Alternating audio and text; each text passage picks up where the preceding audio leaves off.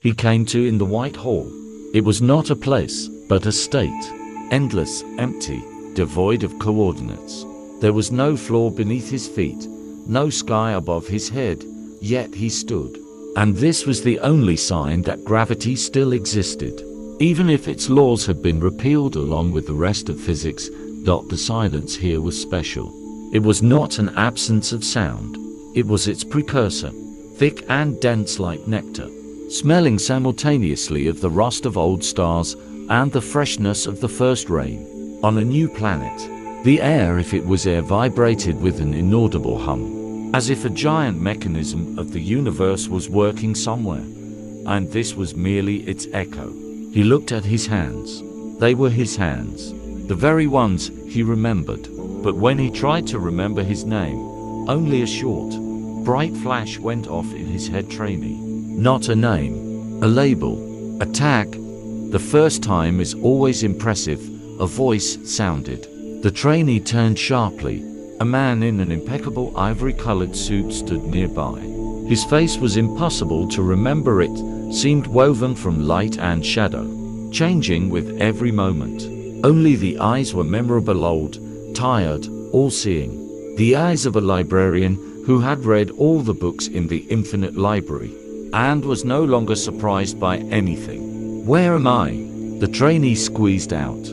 His voice sounded muffled, as if absorbed by cotton. "In the antechamber," the stranger answered. "The waiting room, a place where souls await inventory. I am the keeper. I died." The keeper smiled softly, and his smile held something of the rustling of pages. "Death is too loud a word for such a subtle process. You have completed an incarnation, handed in a project called Life 283, and now it is time to take stock. Check the blueprints, and compile a report for yourself."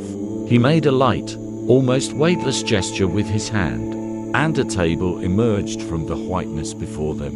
Ancient oak, covered in ink stains and scratches. On it lay a stack of papers, covered in small, cramped handwriting that flickered like fireflies. "What is this?" asked the trainee, feeling a non-existent heart begin to beat in his airless body. "These are your contracts." The keeper placed his palm on the stack. "Fundamental agreements that your soul made with itself, with other souls, and with the very fabric of being before going down. The terms of your embodiment." Chapter 2. Ink from Stardust and Promises Made in Dreams. The trainee looked at the papers with distrust. They smelled of time, not years or centuries, but something greater. They smelled of cooling plasma, dust from moth wings, and the bitter smoke of burned bridges. "I didn't sign anything," he muttered. "You did," the keeper objected. "Not with a hand, but with intention. Not with ink, but with the quintessence of your eye. Look." He handed the trainee the top sheet. It was heavy, like a stone slab, yet almost weightless.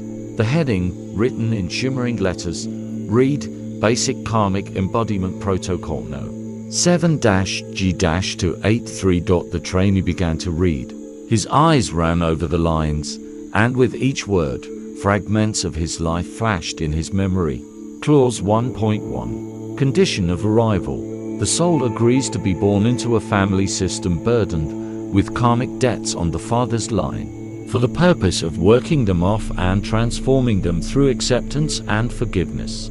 His father rose before his mind's eye, eternally dissatisfied, cold, a man-fortress behind whose walls no one lived. He remembered arguments, silent dinners, unspoken reproaches, and his own, hard-won decision not to be like him. To destroy that wall, to work off the debt, unfulfilled, the keeper said quietly, and his voice sounded not like an accusation, but a statement of fact. You did not accept him. You only fought his reflection within yourself. The wall remained. A chill ran down the trainee's spine. He moved his gaze to the next clause.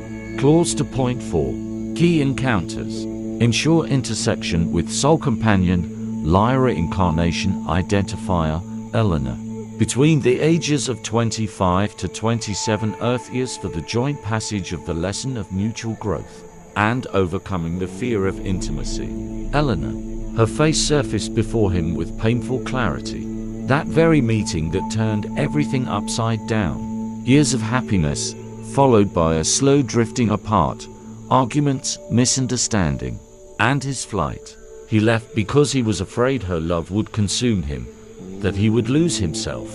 He broke the contract, not even knowing of its existence. Early termination initiated by one party, commented the keeper. A complex case. Entails a revision of all subsequent karmic chains. The trainee feverishly sorted through other sheets. Each one a new wound, a new unlearned lesson. Addendum 4.12. Lesson of creativity.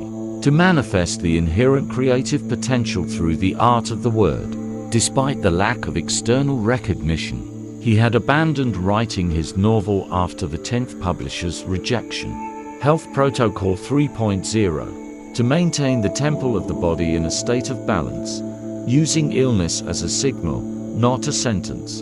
He had drowned stress with pills and alcohol until his body rebelled with a serious ailment. He flung the sheets away. They scattered across the white void like frightened birds. This is hell, he shouted. His voice finally found strength, the strength of despair. It's some kind of infernal report. Who came up with these stupid rules? I didn't remember any of this. How can you demand the execution of a contract you weren't shown? The keeper looked at him with bottomless calm. Memory is erased intentionally, trainee. Otherwise, what is the point of an exam if you have all the answers? The point is not to blindly follow the clauses. The point is to find the strength in the darkness. By touch, to act as you yourself. At the peak of your wisdom, once decided for yourself. To remember your own will.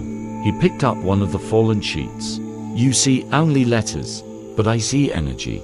Here, he ran his finger over a line, and it flared with a dull, sickly red color. A rupture. An unfulfilled obligation. And here, he poked another paragraph, and it splashed with bright, pure gold. You exceeded expectations. You didn't just fulfill the clause about helping a stranger. You gave him hope. You built an entire bridge where the blueprint only had a shaky crossing. The trainee looked at the shimmering lines. Anger slowly gave way to amazement. This was not accounting. This was a poem. A poem about himself. Tragic, imperfect. But his, and what now? He asked quietly. Will I be judged? The judge only needs your own gaze in the mirror, said the keeper. And now look at the most important thing. He set aside the stack of written sheets and pulled out from under the table a single, completely blank sheet. In its corner shone the same emblem that was on Alice's key, 3 intersecting circles. The primary soul contract, the one more important than all karmic protocols, the one you conclude not for the time of one life, but for eternity. The trainee looked at the blank sheet. But there's nothing on it. Precisely. The keeper nodded. His eyes flashed like distant quasars. It is not yet written. Everything you saw before this was tactics, specific assignments, and this is your strategy, your highest intention. That for which you come again and again at all.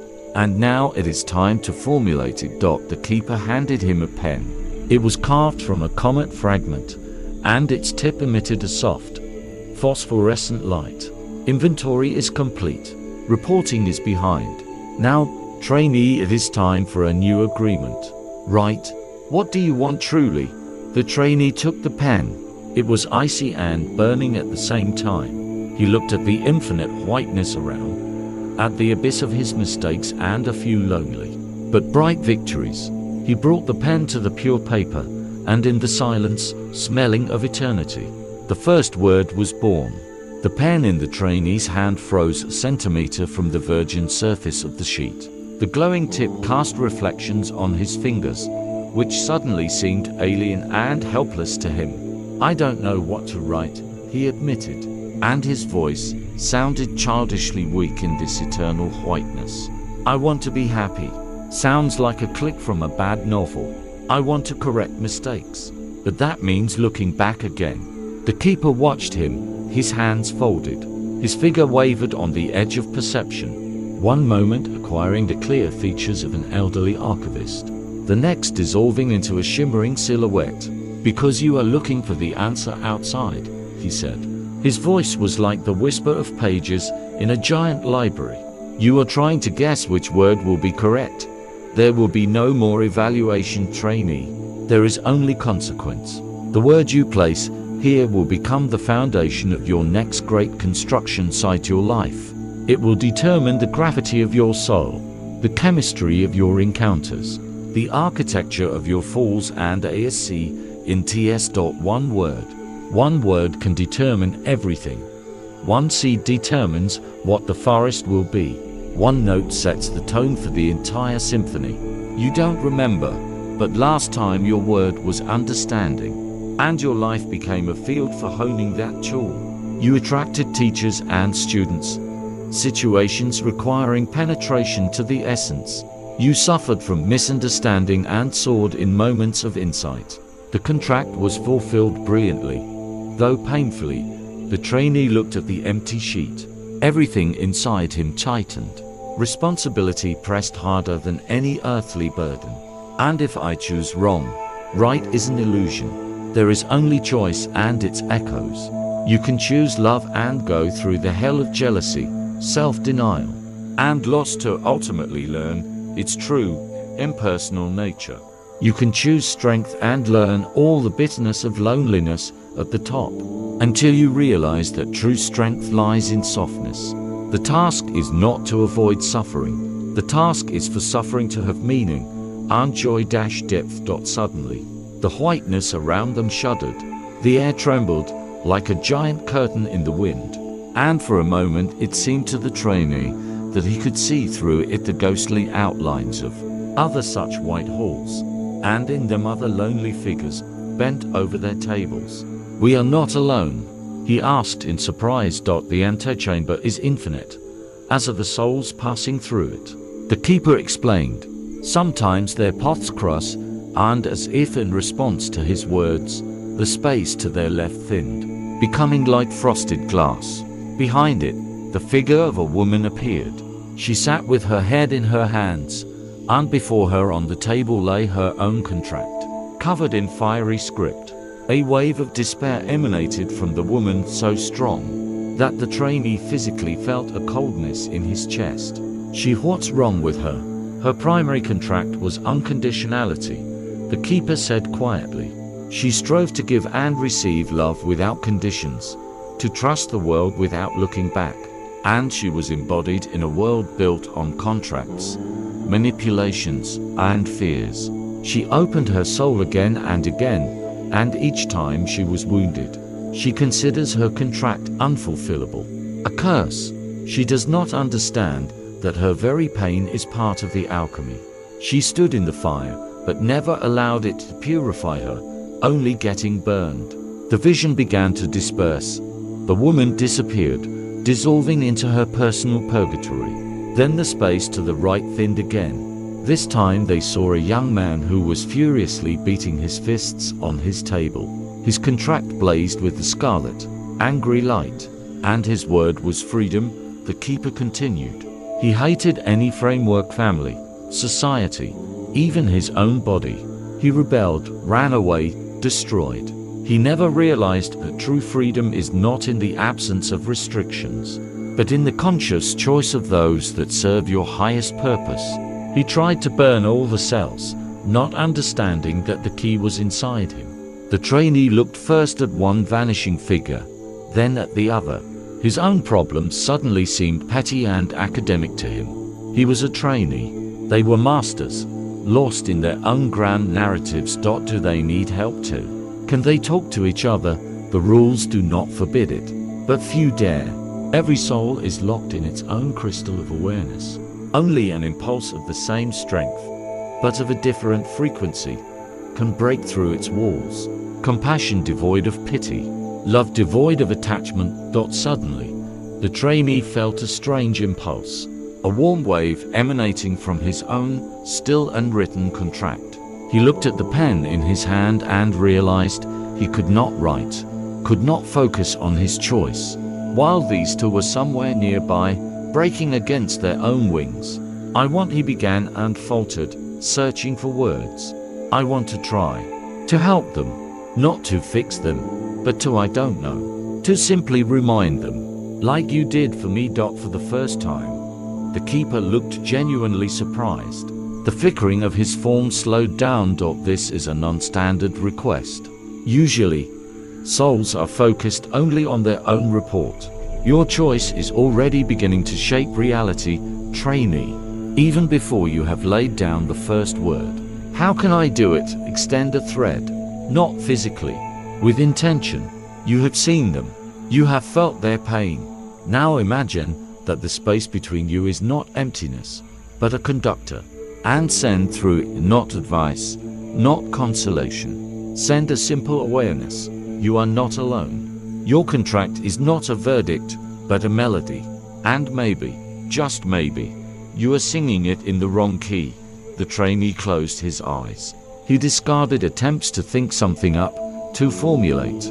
He simply remembered the woman's face distorted with pain, remembered the young man's rage, and then, in the silence of his heart, he simply acknowledged them, acknowledged their right to such pain, to such anger, without judgment, without the desire to change anything in them. He imagined sending them not a beam of light, but a quiet, brotherly, "I see you, and your battle has meaning." He did not expect a result, but he felt a response, a weak one, like an echo. First from the side where the woman was, a barely perceptible sensation, as if the icy shell around her had given the thinnest crack. Then from the young man, a short pause in his powerless rage, as if he had listened for a second to something unfamiliar. Nothing had changed drastically. They were not magically healed, but the tension in the very fabric of the antechamber eased slightly. The trainee opened his eyes and met the keeper's gaze. Something new shone in those ancient, all-seeing eyes. Interest. "So," the keeper whispered, "you have not yet written your contract, but you have already begun to fulfill it. An interesting move." The trainee looked at the blank sheet again, and now something shifted inside him, as if a stone blocking the flow had been removed. He no longer thought about the right word. He thought about what was truly close to him, about what was born from the very act of this silent communication with other lost souls. He took a deep breath and firmly lowered the pen onto the paper. The glowing ink lay evenly, spelling out the first, main word of his new eternity. Connection. At the same moment, the three intersecting circles in the corner of the sheet flashed with a dazzling white light. The table shuddered. The whiteness around rang like a crystal bell. The keeper nodded slowly, and for the first time, something resembling a smile appeared on his face. "Congratulations. You have just signed the most complex and most beautiful of all possible contracts. You are about to know connection in all its forms, from the merging of souls to the bitter loneliness.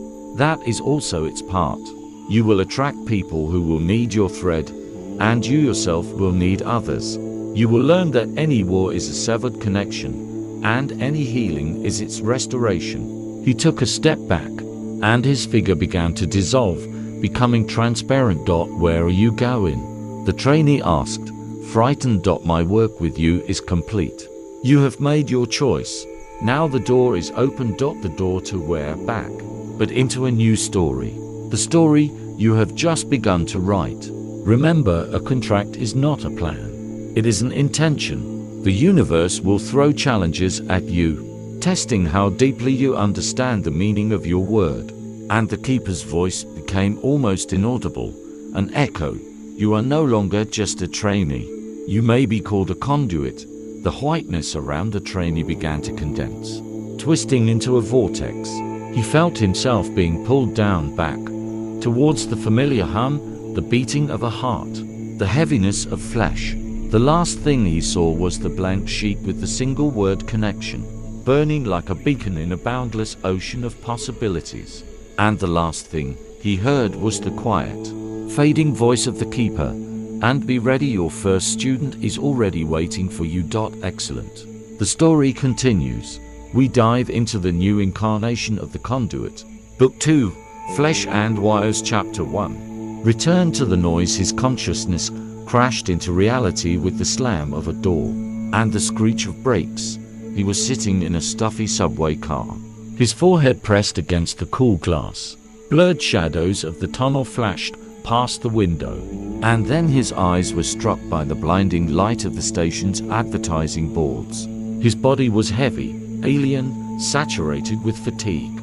A hum filled his ears, woven from the screech of wheels, the whisper of strangers' conversations, the beating of his own heart. Mark. My name is Mark, flashed through his head like a pop-up window on a screen. Mark Volkov, 32 years old, design engineer. Returning from work, he squeezed his eyelids shut, trying to hold onto the remnants of that serene, all-encompassing knowledge from the White Room. Only an echo remained, a feeling of the immense importance of something he had forgotten. And one word burned into the very depths of his memory: connection. Next, Ploshchad Vostania, Rebellion Square. The speaker droned. The car jerked, and someone in a hurry bumped his shoulder. A fleeting touch, and suddenly he felt not just physical contact. He felt a burst of nerve impulses, haste, irritation, a vague anxiety about an iron left on. It lasted a fraction of a second, like a flash of lightning illuminating someone else's inner landscape. Mark recoiled, pressing himself against the glass. What was that? Empathy. Overwork. He closed his eyes, trying to recreate the state in which he had sent the mental thread to the woman and the young man in the antechamber. Silence. Acknowledgement. Without judgment. And then he felt it again. But now not from one person, but from everyone at once. The car turned into a deafening symphony orchestra, where each passenger was their own instrument, playing their own chaotic, discordant music of feelings. Fatigue, boredom, anticipation of a date, the bitterness of a quarrel, dull stupefaction after work. This onslaught crashed down on him, oppressive, chaotic, unbearable. He groaned, grabbing his head. This was not a gift. It was torture. His contract was coming into force. Chapter 2. The first student. The apartment turned out to be a small, standard two-room Khrushchevka type of Soviet apartment. Everything in it was grey, faceless, as if life here had not yet truly begun. Mark turned on the light, and his gaze fell on a bookshelf. Among the technical literature stood several worn volumes: Quantum Psychology, Archetypes and the Collective Unconscious, The Language of Symbols, an echo of his soul's interests. Not yet suppressed by his engineering education, he went to the window, looking at the lights coming on in the high-rises. Millions of lives, millions of contracts. And he, Mark, the conduit, had to somehow make sense of it all. Where to start? The doorbell made him flinch. He wasn't expecting guests. A girl stood outside the door, about 25. Dark hair pulled into a careless bun. Large eyes swirling with a mixture of determination and panic-stricken fear. She was pale, as if she hadn't slept for several nights. Mark Volkov. Her voice trembled. Yes, and you, my name is Licker. I was told you could help. Who told you? Mark became wary. I don't know. Just a voice inside. It said, find Mark. He is the conduit. It sounds crazy. I know. She glanced nervously into the empty hallway. But I can't take it anymore. I'm losing my mind. Mark froze. Your first student is already waiting for you, so that's how it works. Not through newspaper ads. He let her in. Licker nervously fiddled with the edge of her jacket, her emotions hitting Mark like a shockwave, a whirlwind of fear, despair, and some frantic hope. What's happening? He asked, trying to speak calmly, needing that calmness himself. I hear thoughts, she blurted out and immediately shrank, expecting ridicule or a call to the mental hospital. But Mark just nodded. For a man who had just returned from the antechamber, this was not out of the ordinary. Whose? Everyone's. Her voice broke into a cry. In the metro, in the store, at work. It starts suddenly. Like someone turns on a radio, in my head on all frequencies at once. I can't sleep. I can't think. I'm going crazy. She burst into tears. Mark felt her pain as his own. It was the same chaos that had assailed him in the subway car, but she had no filter, no understanding of what was happening. He approached her and, obeying an unconscious impulse, placed a hand on her shoulder, not to comfort, but to stabilize, to create a point of support. "Breathe, Liquor," he said, and his voice sounded with an unexpected authority. "You are not going crazy. You just opened a channel you can't control." He looked into her tear-filled eyes and suddenly saw not just a girl. He saw her energy structure woven from thin, hypersensitive threads that were torn and fluttering in the wind of someone else's psychic chaos. Her gift was her curse because she did not know the first rule of the conduit. "You are trying to listen to everyone," Mark said. "It's like trying to drink the ocean. You will drown. You need not to listen. You need to tune in." "To what?" she whispered, looking at him with a hope he now felt as a warm light. "First to the silence within yourself, and then to one person, with the intention not to hear their thoughts, but to understand what they feel. Thoughts are superficial noise. The essence is in the feeling." He sat her down on a chair and sat opposite. "Close your eyes. Breathe, and imagine that your consciousness is not a shell catching all waves, but a lighthouse. You radiate calm, and only what resonates with your own intention will come to you as a clear signal, not a cacophony." He guided her, not yet fully understanding where these words were coming from. The keeper's knowledge was slowly seeping through the layers of his new personality. Liquor breathed, her shoulders gradually relaxing. Panic receded, replaced by concentration. "And if I hear something terrible?" "You are not a judge, Liquor. You are a conduit. Your task is not to change someone else's melody, but to help it sound a little clearer for the person themselves, or simply to acknowledge its right to exist. Sometimes that is enough." That evening, Mark found no answers for himself, but he took the first step in fulfilling his contract. He restored one broken connection, Liquor's connection with her own gift, and for the first time since returning, the chaos in his head receded slightly, giving way to a new, strange feeling purpose. He walked Liquor home, and at parting, she squeezed his hand. "Thank you. I will learn." When she left, Mark remained standing in the cold night wind. He looked at his hands. They no longer seemed alien to him. They were a tool, and somewhere deep in his soul, faintly but distinctly, he felt a new call, a different one, this time full not of pain, but of a dull, compressed fury, a fury that was about to find an outlet. His second student was approaching. Chapter 3. Echo in the silence. Mark's lives split into before and after.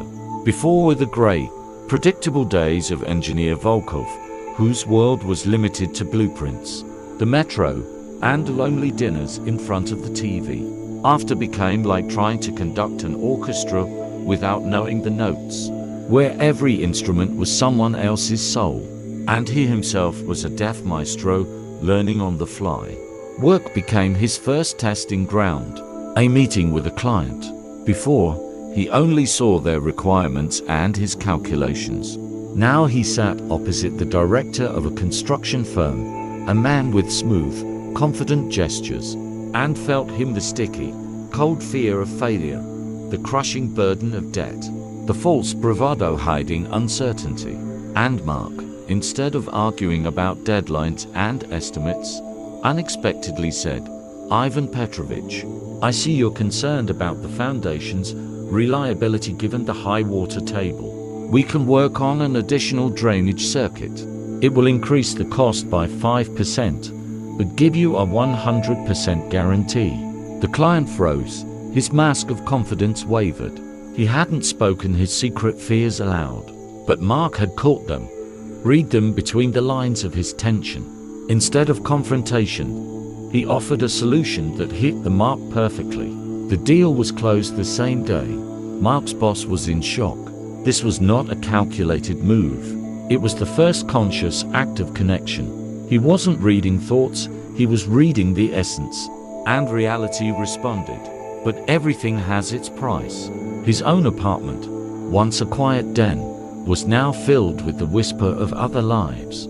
He caught echoes of an argument from the neighbors upstairs, not words, but whirlwinds of resentment and disappointment. He felt the lonely melancholy of the old lady on the first floor, like a heavy, cold stone in his own chest. He learned to set up internal shields, mentally imagining himself inside a crystal that lets in light, but not noise. It required titanic concentration. Liquor became his first anchor in this chaos. She came to him every evening, and they practiced. They sat in silence, and Mark taught her not to switch off, but to tune in. Like a radio, not to drown out all waves, but to catch one, the most important one. Her panic gradually gave way to amazement, and then to a deep, reverent understanding. "He's just afraid," she whispered one day, after reading the mood of a gloomy barista in a coffee shop. "Afraid he'll be fired, and that's why he's so rude." At that moment, Mark saw how his contract worked. He wasn't just helping Liquor. Through her, stabilized and confident, he himself understood the world better. Their connection strengthened them both. Chapter 4. The voice of rage. The second call came, as Mark had, through a wave of blind, uncontrollable rage. It caught him at the gym. Mark was trying to burn off the remnants of his mental tension on the treadmill, when a guy burst into the locker room. Large, muscular, with a face distorted by malice. He threw his sports bag with such force that it hit a locker with a deafening clang. "Humiliated me, in front of everyone. I'll kill him. Kill him." The guy's thoughts slammed into Mark's consciousness, not as words, but as a clenched fist. It wasn't just anger.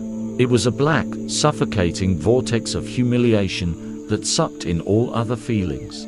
Mark knew this was him. The second one. He approached him, trying to radiate calm, as he had taught Liquor. "Problems?" The guy turned sharply, his eyes hollow with fury. "Piss off." A wave of aggression hit Mark physically, but he stood his ground. He didn't try to penetrate his thoughts deeper. He simply acknowledged this rage, accepted it as a fact, without judgment. "Looks like you were really hurt," Mark said quietly. His voice was even, like the surface of a lake. The effect was stunning. The guy's rage, meeting no expected resistance or fear, stumbled for a moment. He looked at Mark with bewilderment. You don't understand anything," he hissed, but without the former force. "Perhaps, but carrying something like that inside," Mark pointed to his clenched fists, "is like carrying a grenade without a pin. Sooner or later it will explode, and it will kill you first." He turned and walked away, leaving the guy in thought. He didn't offer help. He simply showed him his own reflection at the moment of explosion. It was the first, heaviest thread, the thread of confrontation with oneself. The next day, this guy, whose name was Artem, found him at the metro exit. He was calm, but his energy gaped with emptiness, as after a storm. "You yesterday," he didn't know how to formulate. "You said something, and it was like a switch flipped in my head. I almost did something stupid." "And what happened?" Mark asked, already knowing the answer.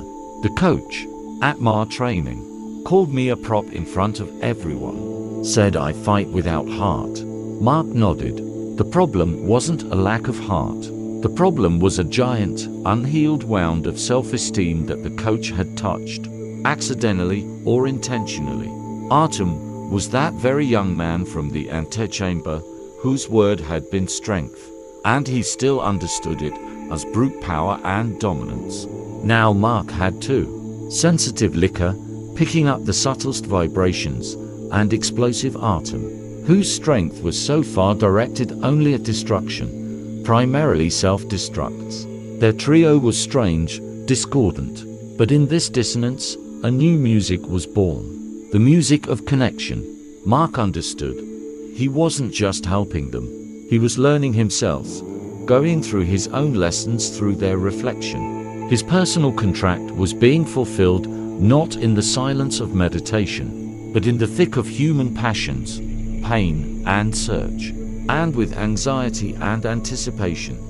He waited for whom the thread of fate would bring him next, because he felt the most difficult connections were still ahead, those that stretched from his own past, from contracts he had once failed to fulfill.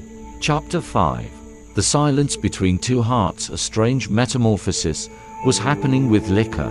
Her panicked fear was replaced not just by control, but by a deep, almost mystical understanding of the world around her. She learned not just to filter noise, but to tune into individual stations, to the joy of a child in the park, to the creative uplift of an artist drawing on the embankment. Her gift was turning from a curse into a tool of cognition, and as her confidence grew, so did her attitude towards Mark change. The gratitude of a student to a teacher gradually dissolved into something warmer, more tremulous and complex. She saw his fatigue after days spent in a sea of others' emotions. She felt his loneliness, which was deeper than just a lack of company. It was the loneliness of a sentry on post who cannot share his watch with anyone. One evening, after a particularly exhausting session with Artem, who had barely restrained his anger at the gym, Mark sat on his sofa, staring at the wall. He was empty, like a wrung-out lemon. Lika brought him tea and sat down next to him. Without a word, she took his hand in hers, and did what he had taught her: not to break into his thoughts, but simply tune into his feeling. She sent him not words of comfort, but a quiet, warm echo of his own calm that he had once given her. It was like a gulp of pure water in the desert. Mark shuddered and looked at her. There was no pity in her eyes. There was understanding, and something else. He reached out and touched her cheek. It was not a passionate impulse, but a slow, almost hesitant movement, as if he were checking the reality of this moment. Her skin was cool, but life pulsed beneath it, bright, pure, so different from the chaos he felt all day. Their first night together was not a stormy passion, but a deep, almost ritual union. It was not just physical intimacy. At moments of highest intensity, when their bodies merged, their consciousnesses also touched, creating a closed circuit. Feelings flowed between them, amplifying each other. Mark's fear dissolved in her trust, her residual doubts burned up in his sudden, vibrant confidence. It was the most complete connection he had ever experienced: physical, emotional, psychic. The next morning, the world seemed different. The silence in his head was not empty, but filled with her presence. She became his living shield, his grounding. When someone else's agony washed over him, it was enough for him to mentally reach for the image of Lika, for the sensation of her calm breathing in her sleep, and the storm would subside. She moved her things in almost imperceptibly. First a toothbrush, then books, then a modest wardrobe. His faceless Khrushchevka began to slowly come to life, filling with her light, slightly anxious, but so familiar aura. Chapter 6. Echo of a locked door. It was this new stability with Lika that allowed Mark to discern the next, much more complex thread. It was old, thick, and carried the bitter aftertaste of an unfulfilled duty. It was not a connection with a specific person from his past life, but something more profound and unfinished, karmic. Not that now, after signing the new contract, began to vibrate with renewed strength. He felt it in a crowded shopping mall, amid the whirlwind of purchases, laughter, and fatigue. He caught a foreign yet naggingly familiar energetic signature, a dull, compressed rage, very similar to Artem's, but much older, rusted through, as if locked in an armored room, and along with the rage a heavy, suffocating wave of guilt. Mark froze, scanning the crowd. His gaze fell on a man in his 50s who was choosing coffee at the same stall. He was dressed in simple, but quality clothing, his posture straight, almost military, but his shoulders were slightly hunched under an invisible load. Such a powerful wave of self-loathing emanated from him that Mark almost felt sick. "Mark, what's wrong?"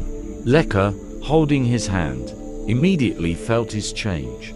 Her own sensitivity, now heightened by her closeness to him, reacted instantly.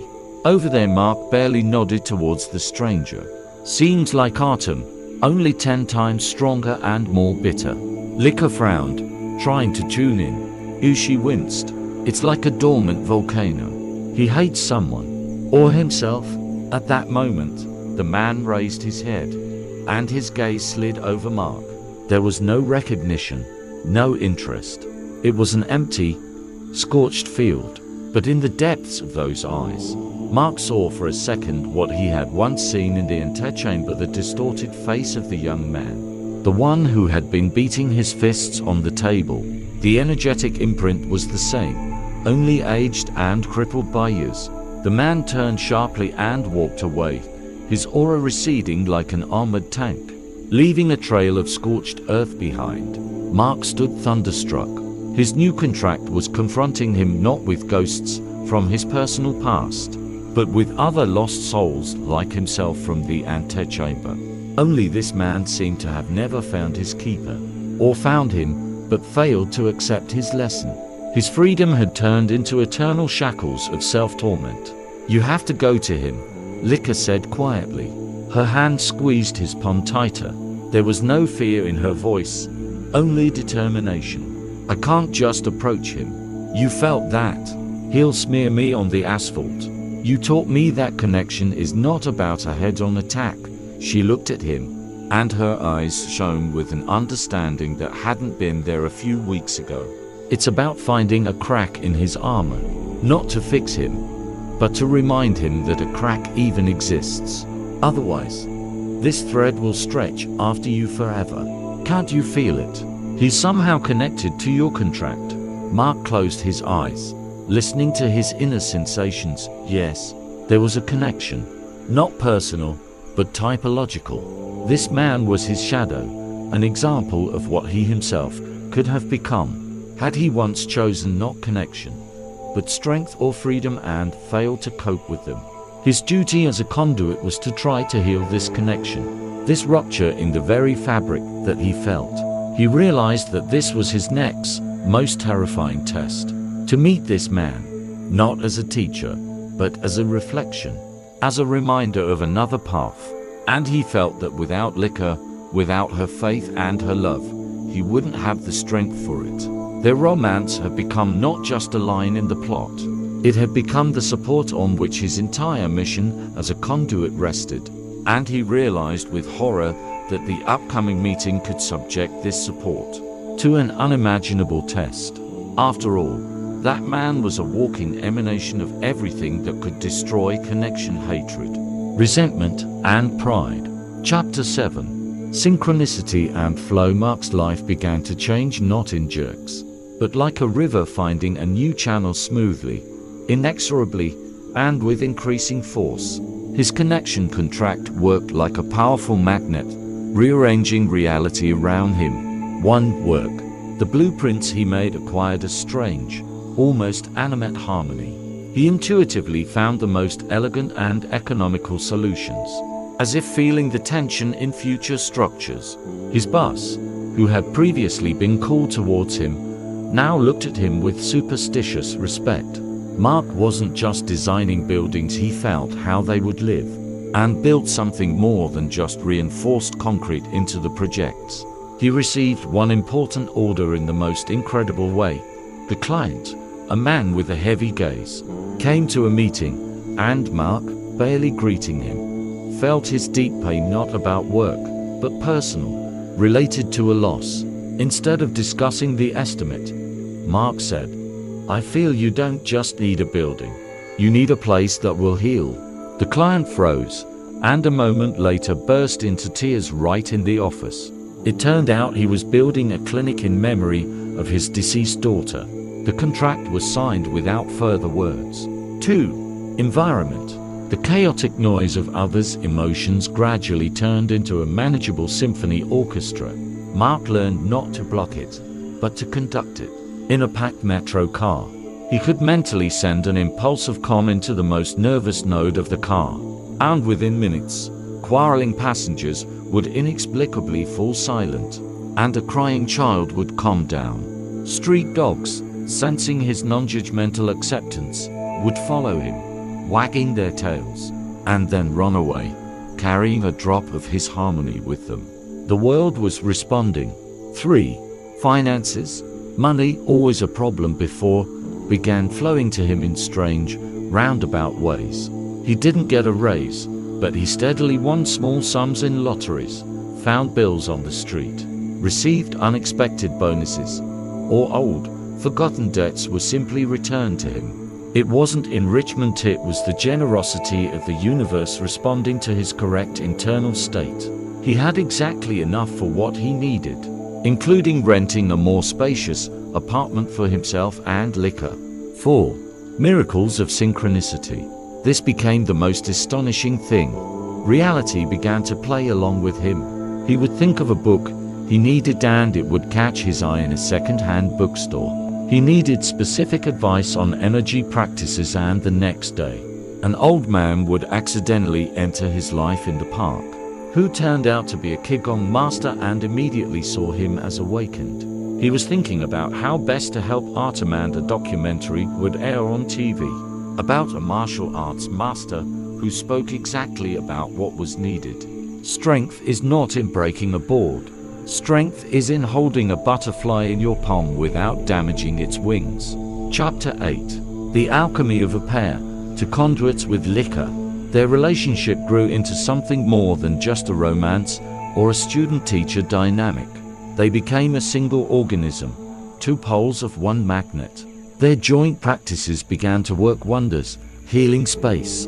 They would visit acquaintances, and after a couple of hours, they would say, "It's so calm in your apartment, like in a temple." They weren't doing anything special, just being there, and their shared field of harmony displaced stagnant energy. Remote connection.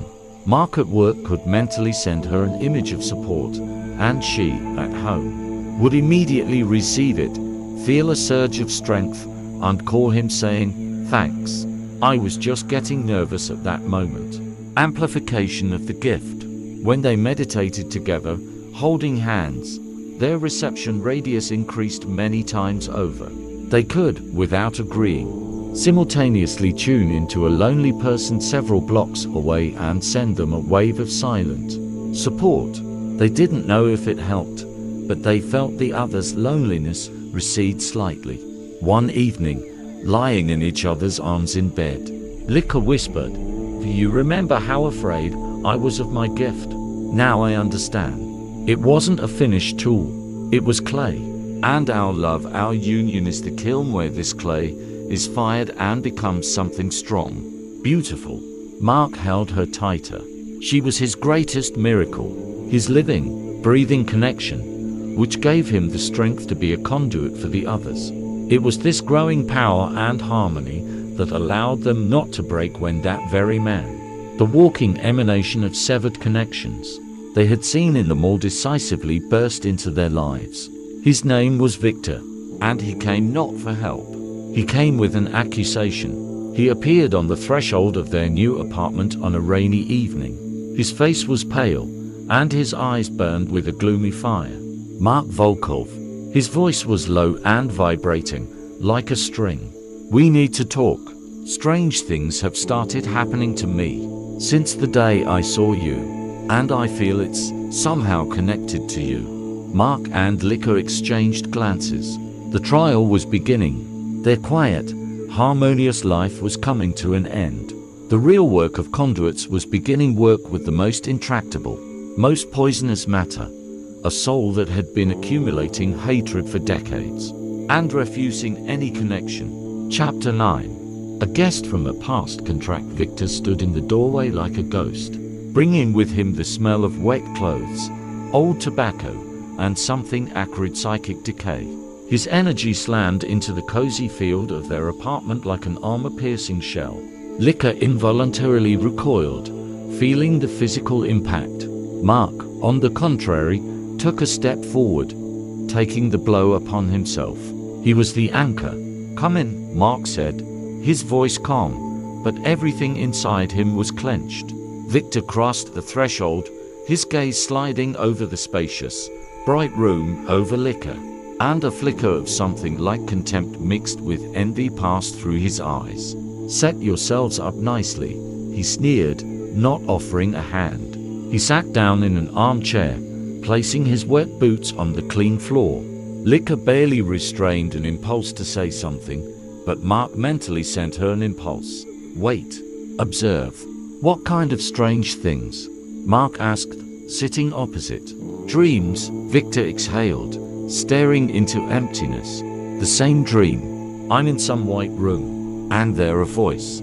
It says I didn't fulfill something important. And then I see you. Vaguely at first, yesterday clearly, and today at work." He laughed, shortly and dryly, soundlessly.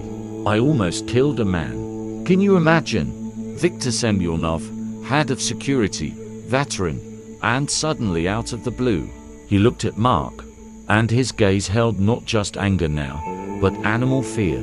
"Who are you? And what have you done to me?"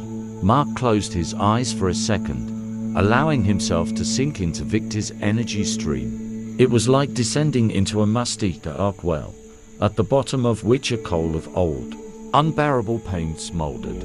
He saw fragments: a young Victor, an athlete, a promise made to someone and betrayal, cowardice at the decisive moment, and the subsequent decision to lock himself forever in the armor of cynicism and strength, so as never to feel that pain again. "I haven't done anything to you, Viktor Semyonovich," Mark said quietly, opening his eyes. "You did it to yourself, many years ago, and I'm just living my life. And my life, apparently, has become the key that started unlocking your old locks." "What locks? What are you talking about?" Victor jumped up, his face contorted in a grimace. Licker instinctively stood between him and Mark. "About that promise you broke," Mark continued, not looking away. He didn't know the details, but he felt the essence. "You ran away then, not from the enemy, but from yourself. And since then, you've carried that coward inside you, hating him with all your soul. But hatred for a part of yourself is a slow poison. It poisons everything." Victor froze. It seemed he was about to explode, but instead, a strange, stifled moan escaped his chest. He collapsed back into the armchair, and his powerful body suddenly shrank. "Sergei," he whispered, and the name sounded like a confession. "I was supposed to back him up on those exercises, but I got scared. He fell. I could have saved him, but I froze, like a post." There were no tears. They seemed to have dried up in him many years ago, but the pain he released filled the room, thick and sticky like tar. Chapter 10. The first session. For the next few weeks, their life turned into a strange ritual. Victor came every evening. He didn't ask for help directly. He simply came and sat in silence, pouring his poisonous energy into the space. Mark and Licker worked with him, as with a living energetic scar. They didn't try to heal him. They simply created a space. Mark, as the stronger one, took the main blow of his rage and guilt, transforming it through his own calm.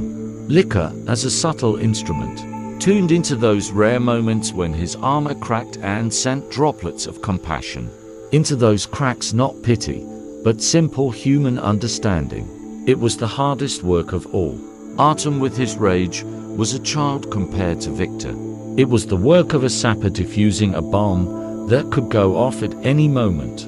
But the miracles of their contract worked here too. One day Mark, trying to find a way to reach him, mentally asked, "Show me what he needs to see." The next day Victor came with a stunned look. "You won't believe it," he said, for the first time without his usual aggression. "Yesterday evening I was walking in the park. An old man was sitting on a bench, feeding pigeons. He came up to me and said, 'Son, forgiving yourself doesn't mean forgetting. It means stopping carrying a dead man inside you. Bury him, finally, and move on. And he left. Like through the earth. Mark and Licker exchanged glances. Synchronicity. Another week later, Victor, during one of their sessions, suddenly started talking about Sergei not as a ghost, but as a person. About how funny he was, how he made everyone in the barracks laugh. And for the first time, his eyes became moist. It was a breakthrough, not a healing, no. The wound was too deep, but it was the beginning of the process. The pus had come out. Now the long and difficult work of cleansing lay ahead. One evening, after Victor left, Licker hugged Mark. I'm afraid, she admitted. His pain is so huge. It could consume us. It won't consume us, Mark pressed her to himself, feeling their shared field of light repelling the remnants of darkness brought by Victor.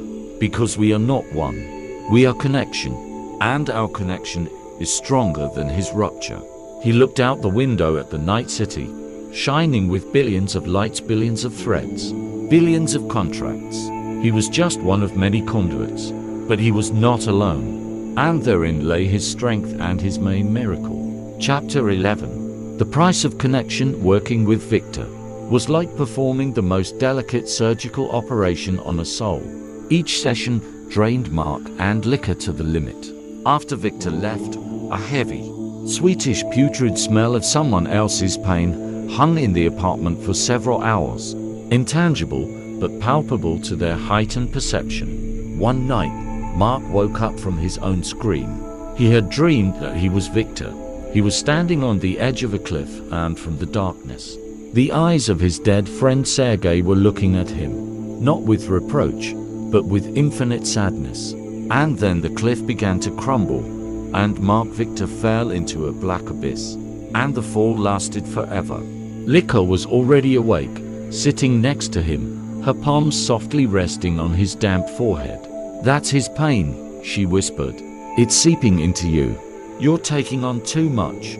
How else? Mark's voice broke. He can't handle this alone. It's like trying to put out a fire with gasoline. Maybe we don't need to put out the fire, Licker said thoughtfully. Maybe we just need to sit with him in that fire until it burns itself out. She was right. Mark, in his striving to conduct and transform, had taken on the role of a lightning rod. But a lightning rod takes the strike upon itself. He realized that his task was not to be a shield, but to be a mirror in which Victor could finally see his true self, not a monster, but a wounded man. At the next session, Mark changed tactics. When Victor, clenching his fists, began his usual monologue about his own worthlessness, Mark did not absorb this energy. Instead, he looked Victor straight in the eyes and said, "You hate that guy who froze in fear back then. But what have you done to help him?" Victor was taken aback. "What? I hate him. Every day, hatred is not help," Mark interrupted him softly. "It's torture. You keep that young soldier in the basement of your own soul and beat him every day. And then you're surprised why it smells of rot down there." A deathly silence hung in the room. Licker held her breath, expecting an explosion, but no explosion followed. Victor looked at Mark with such bewilderment, as if he was speaking an unknown language. What was I supposed to do?" he asked quietly, like a child.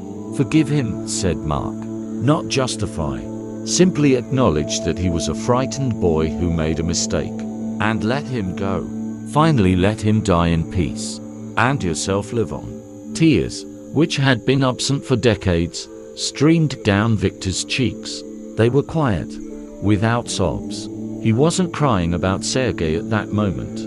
He was crying about himself, about that boy whom he had tormented for so long. It was a turning point, not healing, but a capitulation of the old defense. The armor cracked, and through the crack, vulnerable, living flesh showed. Chapter 12. The call from outside. It was at this moment, when Mark and Licker were focused on their most difficult task, that the universe, as if testing their strength, sent a new challenge, a new thread. Artem brought it. He came to a training session agitated and strangely collected. "Mark, you told me to pay attention to signs," he began, avoiding eye contact. "Well, I was in the old district today, where my old well, you know, and I saw a girl, about 16, sitting on a bench by the entrance, and around her such darkness, bro. Worse than my boss at his worst. And she is drawing. And around her in the air, these blots are just hanging, black and sticky." Mark became alert. Liquor, who had been listening by the door, entered the room. "What's so special about that?" "Lots of sad teenagers," said Mark. "What's special?" Artem looked at him directly, and his eyes held not fear, but determination. "Is that when I looked at her, it suddenly became quiet in my head. All my crap, all those angry thoughts blown away like by the wind. And I felt clarity. And one single impulse, bring her to the conduit." A light shiver ran down Mark's spine. This was not just a social impulse. This was a call, just like Liquor had found him herself. "Do you remember where she was?" "Of course," Artem nodded. "I walked her home, just in case. She didn't even notice me. Like she was looking right through me." Mark looked at Liquor. She read the question in his eyes and nodded. "I'm with you." They left Victor, who was too absorbed in his own catharsis, and went with Artem. On the way, Mark felt a strange pressure building. It was like an approaching thunderstorm. But the storm was not in the sky, but in the subtle world. Some incredibly powerful, distorted, and lonely soul loomed on the horizon of his perception. They drove up to a Khrushchevka in a residential district. Artem pointed to a bench by the third entrance. It was empty. "Seems we're late," Artem said disappointedly. But Mark shook his head. He approached the bench and ran his hand over the seat. The air there was icy and thick, as if saturated with black ink. "No," he said quietly. "We are not late.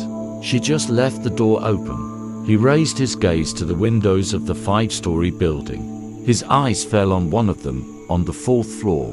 A dusty pane, behind which, he knew, was hidden not just a sad girl. Through the thin veil of reality, he glimpsed the same symbol that was on his contract, 3 intersecting circles. But one of them was not just filled, as in the message he had received at the end of his previous life. It was black as coal and seemed to absorb all the surrounding light. His connection contract had led him to a new task, and Mark realized with horror and anticipation that this student would be like neither Liquor, nor Artem, nor even Victor. This was a Void Weaver. Chapter 13. The Void Weaver. For the next few days, Mark tried to feel the girl from a distance, but every time his consciousness approached that house, it ran into an absolute void. Not a defense, not a barrier, but a vacuum. As if a black hole existed in that spot in the world, sucking in any intention, any energy. It was frightening. "She doesn't just block," he shared with Liquor over dinner. "She absorbs. My inquiry, my curiosity, everything just disappears, not reaching her. I feel neither her pain nor her thoughts. Nothing. Maybe she's just a strong screener. Like you taught me," Liquor suggested. "No. Screening is when you repel the signal. Here, it falls into nowhere." Artem was right. Around her is not darkness. It's the absence of anything. They decided to act the old-fashioned way. The next day, Mark, Liquor, and Artem set up surveillance on the entrance. They sat in a car across the street, and Mark continued to scan the area, trying to find any clue. He was the first to see her. She came out of the entrance in the evening, thin, in a dark hoodie, with a tablet under her arm. Her face was pale and completely detached, and again the same effect. When Mark tried to feel her, his inner vision bumped into a black, starless cosmos. Nothing emanated from her. Not a single emotion. She was a living zero. "God," Liquor whispered, pressing against the window. "She's like a ghost. I don't feel anything. At all." "I'll go," Artem said decisively, and got out of the car without waiting for an answer. They watched as he said something to her. The girl stopped and raised her eyes to him. They were huge and empty, like a lake on a moonless night. She didn't answer, just stood and looked. Artem spoke for another minute, then turned and walked back. His shoulders were tense. Nothing, he reported, getting back in the car. Said I found her drawing, that she dropped a lie, and wanted to return it. She looked at me like I was dust. Not rudely, just like, I don't exist. And that's it. Then she just walked on. Mark watched the receding figure. Everything inside him screamed danger. This was not just a difficult soul. This was something violating the very laws of energy exchange. His connection contract was colliding with its complete opposite, something that denied the very possibility of connection. She needs to be stopped, Artem said unexpectedly. There was no malice in his voice, only a cold statement of fact. I don't know what she is, but she's a dead zone. Everything goes out near her. We can't stop a person just for being different, Lika objected. But uncertainty was audible in her voice. This isn't different, Lika, Mark said quietly, not taking his eyes off the spot where the girl had disappeared. This is a hole in reality, and if a hole isn't patched, it will grow. Suddenly, his phone vibrated. A message came from an unknown number. There was no text, only an image, the same symbol of 3 intersecting circles. But this time, all 3 circles were filled with a dense, absolute blackness. And beneath it a single phrase, Void Weaver activated. Stop her before she becomes irreversible. Your next contract depends on this. Mark slowly showed the phone to Lika and Artem. A heavy silence fell in the car.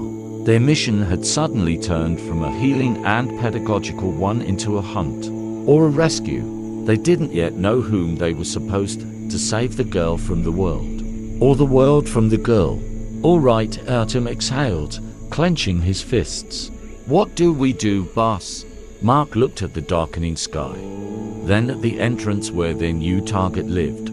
First, we need to understand what she is. And for that we need to talk to someone who knows more about contracts than we do. He looked at Lika. Get ready. We'll need your gift again. But this time we won't be looking for a person. We'll be looking for the keeper. His words hung in the air, reminding them that behind the thin veil of their reality lurked forces for whom their personal dramas were merely lines in an endless report. The game was moving to a completely new, frightening level. Chapter 14. In search of the keeper. The idea of finding the keeper seemed like madness. How do you find a librarian in an infinite library without knowing the book's title, or even the floor? But Mark felt the key was in Lika. Her gift, heightened by their connection and work with Victor, had evolved. She was learning to tune in not to thoughts, but to subtler matters, to patterns, archetypes, the very fabric of reality.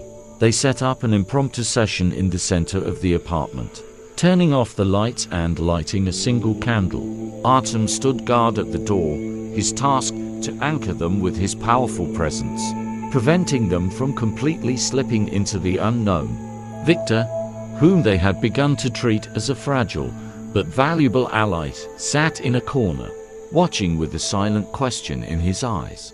He wasn't ready for such depths yet, but his simple human presence, now devoid of destructive hatred, added stability to the room. Mark and Lika sat facing each other, their palms crossed.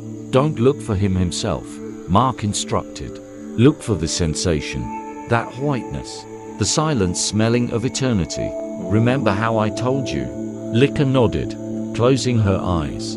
Her breathing became slow and deep. Mark felt her consciousness, like tendrils of light, begin to probe the space around, filtering out the city noise, mundane thoughts, the emotional vibrations of neighbors. She was looking for emptiness, not the dead emptiness of the Void Weaver, but the saturated, living emptiness of the antechamber. Minutes passed, feeling like hours. Lika grew pale, sweat beaded on her forehead. Artem shifted nervously from foot to foot. Nothing, she whispered.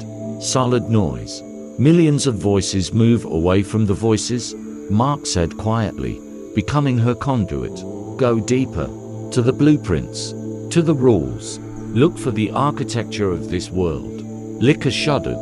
There is, she exhaled. There's something ordered, like a grid, like endless shelves. I feel a reference. Need to ask a question. Ask about the Void Weaver, Mark said immediately. Lika squeezed his hands, so hard his bones creaked. Her face contorted with strain. He doesn't answer, but I see lines, like in your contract. Burning an error. Protocol 7G283. Anomaly. Rejection of contract. Hope. Activation of side effect. Energetic vacuum. Further can't, she groaned. Too heavy. Suddenly, the candle on the table went out. Though there was no draft in the room, the air became thick and cold. And in the center of the room, a few steps from them, a translucent figure began to manifest from nothing. It was not the keeper. It was his shadow, a hologram, a projection. The same ivory-colored suit, the same unreadable features. But the voice that sounded was lifeless, like an automaton's. Query accepted. Anomaly. Void Weaver registered, providing reference information. The figure turned to Mark, and its soulless eyes stared at him. Conduit. Mark. The anomaly is the result of a system failure. The soul-bearer rejected its primary contract before its completion. Instead of integration of the chosen quality, a rupture occurred, creating a stable absorption phenomenon. The anomaly is progressing. Without intervention, it will lead to a local collapse of reality within its radius of influence. How to stop it? Mark exhaled. Standard protocol provides for isolation and disposal of the anomaly. The hologram replied indifferently. No, Lika said sharply, opening her eyes. She's a girl. You can't dispose of her. The hologram turned to her. Alternative protocol, rehabilitation, requires restoration of the ruptured contract. Success probability, 0.8%. Risk, assimilation of the conduit by the anomaly. How to restore the contract? Mark insisted. It is necessary to establish a connection with the anomaly's core, bypassing the vacuum effect. Deliver the original impulse hope in its pure form. Warning, direct exposure will lead to energy loss and possible loss of your own contract. The hologram began to flicker. Communication session concluded. Good luck, conduit. The figure dissolved. The candle on the table lit itself again. A stunned silence hung in the room. Artem was the first to break it. So, in short, we need to approach this black hole in the shape of a girl and stick a piece of hope into it.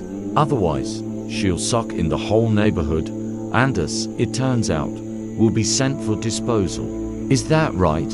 Mark nodded slowly, looking at his hands. His connection contract was leading him to the very edge. To save one soul and a piece of reality, he had to risk everything he had gained. He looked at Lika, at Artem, at Victor. Connection is not only about light and joy. It is about the willingness to give a part of oneself so that the whole may remain alive. That's right, Mark said quietly. We prepare. Tomorrow we go to her. Chapter 15. On the threshold of the void, the preparation resembled preparations for a spacewalk into open space, where instead of a vacuum, there was an absolute energetic nothingness. They spent the whole evening trying to understand how one could deliver the impulse hope in its pure form. It's not just a positive thought, Lika reasoned, pacing the room. Her contract was rejected. That means she didn't just fail to fulfill it, she rejected it. Spat it out. Like contaminated food. Any falsity, any strained smile will be immediately discarded. We must not speak of hope, Mark said, looking at the candle flame. We must be it. At the very moment of contact. Radiated as naturally as breathing. But how to do that when she's sucking everything out of you? It was Victor, who had been silent until then, who unexpectedly spoke. Armor.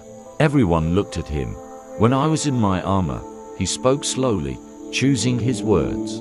I couldn't be penetrated by pity or persuasion. But that old man in the park, he didn't try to penetrate me. His words passed through. Because he was whole. He wanted nothing from me. He simply was who he was. Maybe you need not to attack her with hope, but simply to be next to her, like a lighthouse, without trying to illuminate her herself. Mark looked at Victor in amazement. He who had himself been a walking fortress was now suggesting the key to another fortress.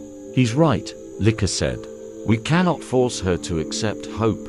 We can only offer her evidence that it still exists, like a sample of clean air for a person who has been breathing poison for decades. The plan was insane and simple. They would not try to heal her. They would simply approach her altogether.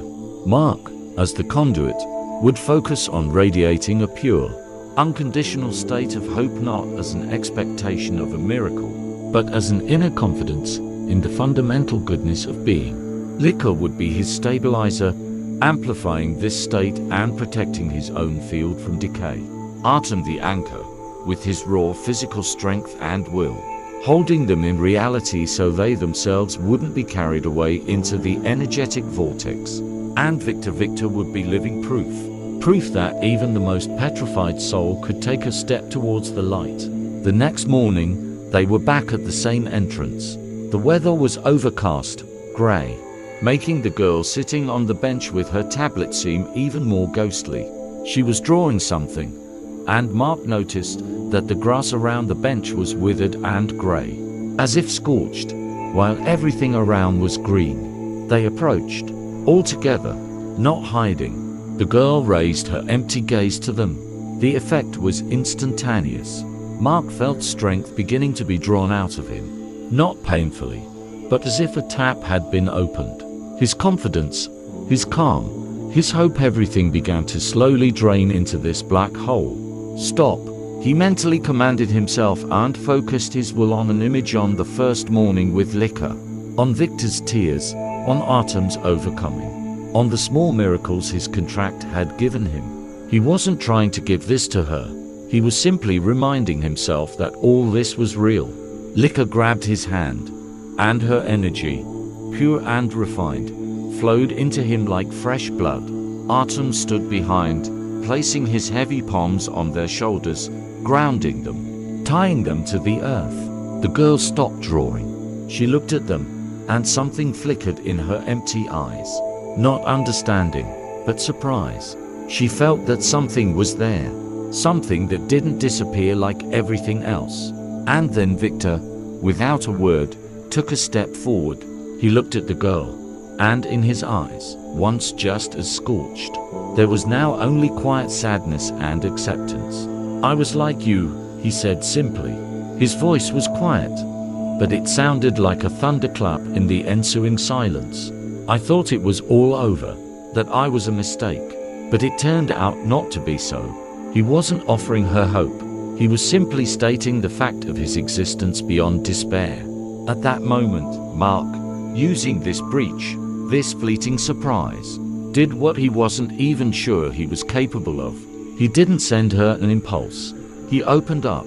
He allowed her for a moment to see and feel that very antechamber, infinite and full of meaning. He showed her not hope as an abstraction, but hope as a fundamental law of the universe, in which even a broken contract is not the end, but merely a complex task.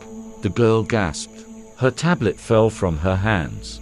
She recoiled, pressing against the back of the bench, and for the first time, her face was distorted not by emptiness, but by living, genuine pain. The pain of realization. Go away, she whispered, and her voice was hoarse, unused. Please go away. I don't want to eat you. And then they all felt it. The vacuum surrounding her wavered. On its edge, for a second, the thinnest, barely visible film appeared weak, distorted, but a real connection. It wasn't directed at them. It stretched somewhere deep inside herself, to that very core that had once chosen the word hope. They did not heal her, but they showed her the door, and most importantly they proved that the door still existed. Retreating, Mark felt a terrible fatigue. He had given too much, but he also felt something else. His phone vibrated in his pocket. He didn't look. He already knew what would be there. A new symbol, 3 intersecting circles, and one of them, the one that had been black, was now not just filled. A tiny, but indomitable point of light had ignited in its center. Chapter 16. The source of a new river. They returned to the apartment in silence, like soldiers after a battle that had been neither won nor lost. The effect of the encounter with the Void Weaver was strange and not instantaneous. Mark fell into sleep, as into a black pit, and slept for almost 24 hours. His own connection contract was drained to the bottom, like a muscle torn by an unbearable weight. Liquor did not leave his side, placing a chair next to the bed, holding his hand, and unconsciously sharing her energy with him like an Eve drip. Artem, usually restless, sat in the kitchen and silently peeled an orange. His own rage, confronted with the absolute nothingness of the Void Weaver, now seemed to him a childish toy. He had seen a real abyss, and it made him reevaluate his whole life. Victor was the calmest. He silently cooked soup for everyone, tidied the apartment.